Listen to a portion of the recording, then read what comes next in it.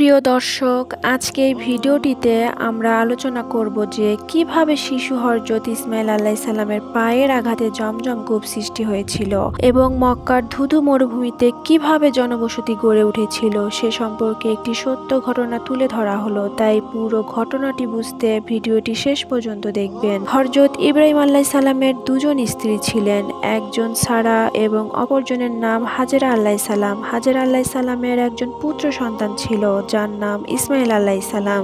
একদা মহান আল্লাহ তাআলার পক্ষ থেকে আদেশ এলো, হে ইব্রাহিম, তুমি তোমার স্ত্রী হাজেরা এবং পুত্র ইসমাঈলকে নিয়ে মহান আল্লাহ তাআলার উদ্দেশ্যে বেরিয়ে পড়ো এবং তাদের মক্কার এক নির্জন এলাকায় রেখে আসো। মহান আল্লাহর এমন আদেশ আসার সঙ্গে সঙ্গে হযরত ইব্রাহিম আলাইহিস সালাম তার স্ত্রী এবং পুত্রকে নিয়ে বেরিয়ে পড়লেন। হযরত ইব্রাহিম আলাইহিস সালাম তার স্ত্রী এবং পুত্রকে নিয়ে সাফা এবং মারওয়ার পর্বতের মাঝে পৌঁছে গেলেন।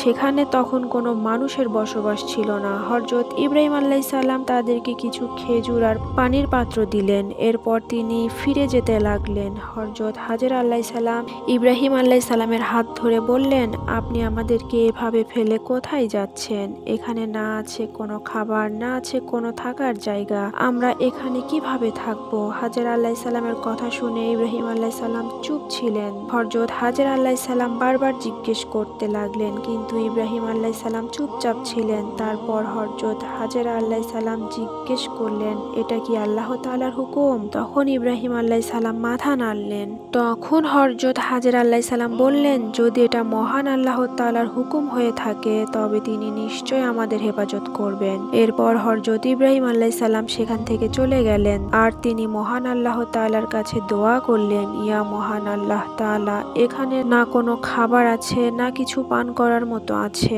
আমি আমার পুত্র ইসমাঈল এবং আমার স্ত্রী হাজেরাকে সেখানে রেখে এসেছি সম্পূর্ণ আপনার উপর ভরসা করে। হে আমার আল্লাহ তাআলা, আপনি তাদের খাবার এবং পানি পান করার ব্যবস্থা করে দিন যাতে তারা আপনার শুকরিয়া আদায় করতে পারে। হযরত হাজেরা আলাইহিস সালামের কাছে থাকা পানি এবং খেজুর যখন শেষ হয়ে গেল তখন শিশু ইসমাঈল ক্ষুধা এবং পিপাসার যন্ত্রণায় কান্না শুরু করলেন। ছেলের এমন করুণ অবস্থা দেখে পানির খোঁজে হযরত হাজেরা আলাইহিস সালাম কখনো সাফা আবার কখনো মারওয়াতের পর্বত যেতে লাগলেন, যদি কোথাও পানির কোনো ব্যবস্থা করা যায় এমন আশায়। এভাবে তিনি সাফা মারওয়াত পর্বের মাঝে দৌড়ে এসে পুনরায় তিনি ইসমাঈল আলাইহিস সালামের কাছে আসতেন।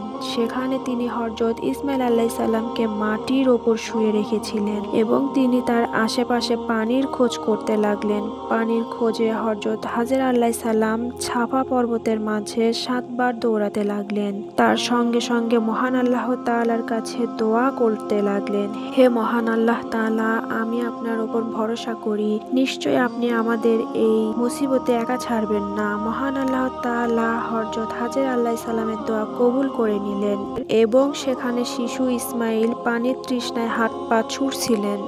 সেখানে হযরত জিবরাইল আলাইহিস সালাম এসে উপস্থিত হলেন এবং একটি পানির ঝর্ণা সৃষ্টি করলেন। হযরত হাজেরা আলাইহিস সালাম পানির সেই ঝর্ণা দেখে অত্যন্ত খুশি হলেন।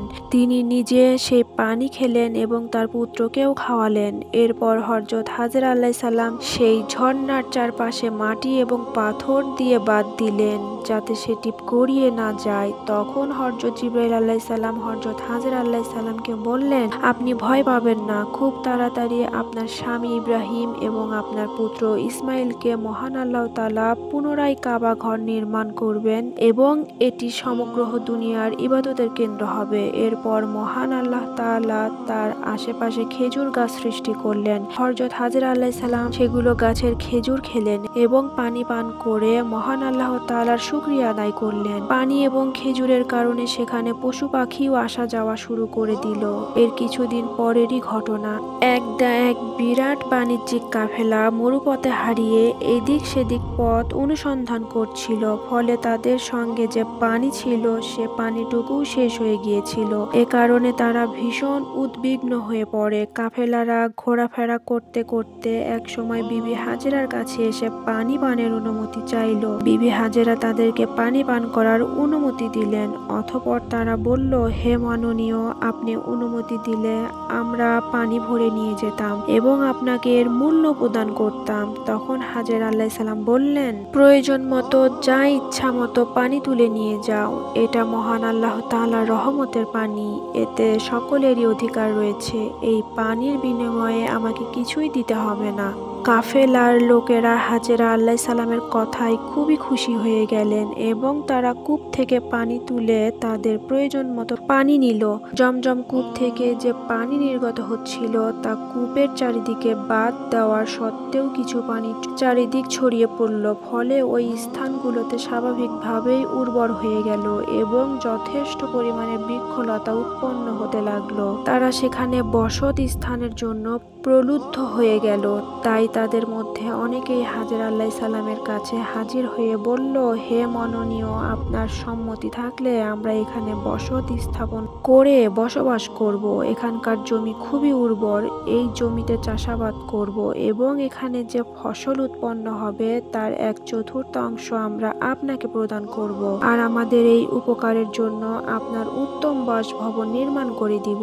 এই বিষয়ে আমরা আপনাকে আরো প্রতিশ্রুতি দিচ্ছি যে যদি অনুগ্রহ করে আপনি আমাদের এই প্রস্তাবে রাজি হন, তাহলে আমরা এখানে যা কিছু করি না কেন সব কিছুতেই আপনার অনুমতি ও আদেশ গ্রহণ করব, আর আপনার অনুমতি ছাড়া আমরা এখানে কিছুই করব না এবং আপনাকে মায়ের মতো মান্য করে চলব। বিবি হাজেরা তাদের এই প্রস্তাবে আনন্দের সাথে রাজি হলেন এবং এই ধরনের কাজকর্ম শুরু করার অনুমতি দিলেন। বিবি হাজেরার এই অনুমতি পেয়ে তারা সেখানে ঘরবাড়ি নির্মাণ করে বসবাস শুরু করে দিলেন এবং সেখানকার জমিতে চাষাবাদ শুরু করতে লাগলেন। চাষাবাদের ফলে উৎপন্ন শস্য এবং ফসলের 1/4 তারা হাজেরা আলাইহিসসালামকে প্রদান করত। সর্বোপরি তারা বিবি হাজেরার জন্য পাহাড় থেকে পাথর এনে সুন্দর একটি বাড়ি নির্মাণ করে দিলেন আর বিবি হাজেরাকে তার অত্যন্ত সম্মান ও মর্যাদা প্রদান করতে লাগলো। সেখানকার জমি খুবই উর্বর ছিল বিধায় অল্প দিনের মধ্যেই সেখানে প্রচুর ফলমূল এবং শস্য উৎপন্ন হতে লাগলো। এ খবর চারিদিকে প্রচার হবার পর দেশ বিদেশ হতে বাণিজ্যিকগণ ক্রয় বিক্রয় করতে সেখানে আসা যাওয়া শুরু করলো। ইতিমধ্যেই সেখানকার অধিবাসীর সংখ্যা বৃদ্ধি পাওয়ায় নানা প্রকার বিদেশি পণ্য বিক্রয় উদ্দেশ্যে আমদানি হতে লাগলো। এভাবে ক্রমান্বয়ে এই শহরটি পৃথিবীর পবিত্র বিখ্যাত মক্কা নগরী নামে পরিচিত হয়ে গেল।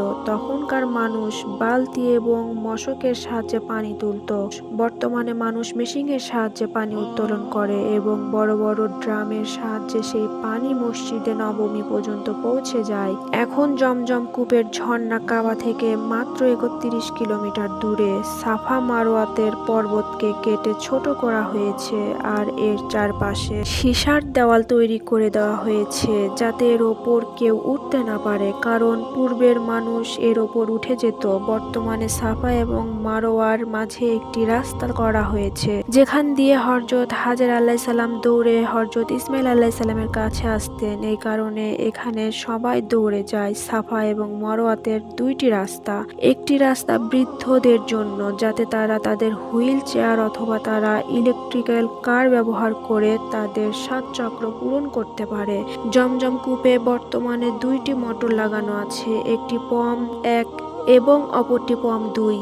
পালা করে 24 ঘন্টা একটি মোটর এবং 24 ঘন্টায় অন্যটি চলে, কিন্তু আজ পর্যন্ত এই জমজম কূপের পানি শেষ হয়নি। এটি মহান আল্লাহ তাআলার একটি অপরিসীম কুদরত।